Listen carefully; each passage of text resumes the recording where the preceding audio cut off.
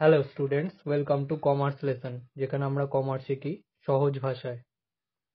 আজকের ভিডিওতে আমরা 746 পেজের এমসিকিউ অ্যান্ড এসিকিউ সলভ করব। তাহলে শুরু করা যাক। স্বল্পকালে গড় স্থির ব্যয় বা এএফসি রেখার আকৃতি ঊর্ধ্বমুখী সমপরাবৃত্তাকার ইউ আকৃতির অবতল। এটার অ্যান্সার হবে সমপরাবৃত্তাকার। কোনো ফার্ম উৎপাদন বন্ধের বিন্দুতে পৌঁছায় যেখানে এসি সর্বনিম্ন, এমআর রেখা এভিসি রেখাকে সর্বনিম্ন বিন্দুতে স্পর্শ করে, এমসি সর্বনিম্ন, এমআর রেখা এসি রেখাকে ছেদ করে। এটার অ্যান্সার হবে এমআর রেখা এভিসি রেখাকে সর্বনিম্ন বিন্দুতে স্পর্শ করে। যোগানের স্থিতিস্থাপকতা যদি অসীম হয় তবে যোগান রেখাটি হবে পশ্চাৎগামী, বাম থেকে ডান দিকে ঊর্ধ্বগামী, উল্লম্ব, অনুভূমিক। এটার অ্যান্সার হবে অনুভূমিক। একচেটিয়া বিক্রেতা যেখানে ভারসাম্য অর্জন করবে সেখানে চাহিদার দাম স্থিতিস্থাপকতার পরম মান হবে একের সমান, একের চেয়ে কম, একের চেয়ে বেশি, অসীম। এটার অ্যান্সার হবে একের সমান। গড় ভোগ প্রবণতা বা অ্যাভারেজ প্রপেন্সিটি টু কনজিউম বা এপিসি এবং গড় সঞ্চয় প্রবণতা অর্থাৎ অ্যাভারেজ প্রপেন্সিটি টু সেভ বা এপিএস এর যোগফল হবে 1, 0, হাফ, 2। এটার অ্যান্সার হবে 1। যদি সরকারি ব্যয় এবং কর রাজস্ব সমান পরিমাণে বৃদ্ধি পায় তাহলে আয় বৃদ্ধির গুণকের মান হবে 0, 1, একের থেকে বেশি, একের থেকে কম। এটার অ্যান্সার হবে 1। কোনো রাশিমালার সর্বোচ্চ মান ও সর্বনিম্ন মানের পার্থক্যকে বলে সমক পার্থক্য, ভেদমান, লোরেঞ্জ অনুপাত, প্রসার। এটার অ্যান্সার হবে প্রসার বা রেঞ্জ। সেচ ব্যবস্থার অভাবে যে ধরনের বেকারত্বের সৃষ্টি হয় তাকে বলে প্রচ্ছন্ন বেকারত্ব, মরশুমি বেকারত্ব, প্রযুক্তিগত বেকারত্ব, বাণিজ্য চক্রজনিত বেকারত্ব। এটার অ্যান্সার হবে মরশুমি বেকারত্ব।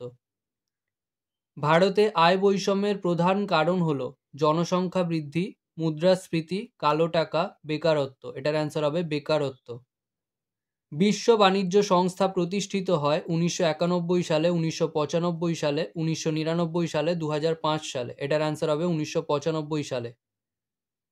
2 দাগের আন্ডারে 1 নম্বরে ঠিক বা ভুল লিখতে হবে। কোনো মরশুমে আবহাওয়া অনুকূল হওয়ার কারণে উৎপাদন বৃদ্ধি পেলে কৃষিজাত পণ্যের যোগান রেখা ডান দিকে বা নিচে অপসারিত হবে। এটা ঠিক।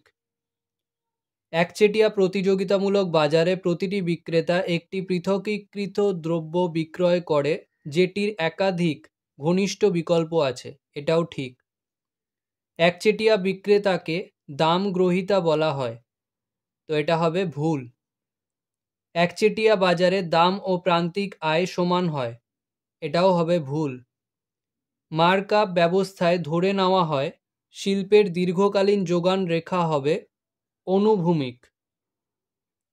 সমক পার্থক্যের নিম্নতম মান হল ড্যাশ। এটার উত্তর হবে 0। ভেদমান হল সমক পার্থক্যের ড্যাশ। তো এটা হবে বর্গ বা স্কোয়ার। কোনো চলরাশির প্রতিটি মানের সঙ্গে যদি 10 যোগ করা হয় তবে তার সমক পার্থক্যের মানের কোনো পরিবর্তন হবে না। এটাও ঠিক। শুধুমাত্র কৃষিক্ষেত্রেই মরশুমি বেকারত্ব দেখা যায়। এটা ভুল। গ্রামাঞ্চলের তুলনায় শহরাঞ্চলে আয় বৈষম্য ড্যাশ। এটা হবে বেশি। ড্যাশ পদ্ধতিতে দারিদ্র্য রেখার নিচে অবস্থানকারী মানুষের সংখ্যা গণনা করা হয়। এটার উত্তর হবে মাথা গোনা পদ্ধতিতে। ভারতে অর্থনৈতিক সংস্কার কর্মসূচি প্রথম গৃহীত হয় ড্যাশ সালে, 1991 সালে।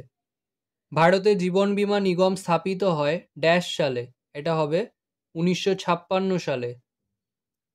সাধারণ বীমাকে ক্ষতিপূরণের চুক্তি বলা হয়। এটা হবে ঠিক। আজকের ভিডিও এখানেই শেষ। ভিডিওটা ভালো লাগলে লাইক করো, বন্ধুদের সাথে শেয়ার করো। যদি কোনো প্রশ্ন থেকে থাকে অবশ্যই কমেন্ট সেকশনে জানাও এবং এই ভিডিওটা থেকে যদি নতুন কিছু শিখে থাকো তাহলে অবশ্যই সাবস্ক্রাইব করো এবং দেখতে থাকো কমার্স লেসন।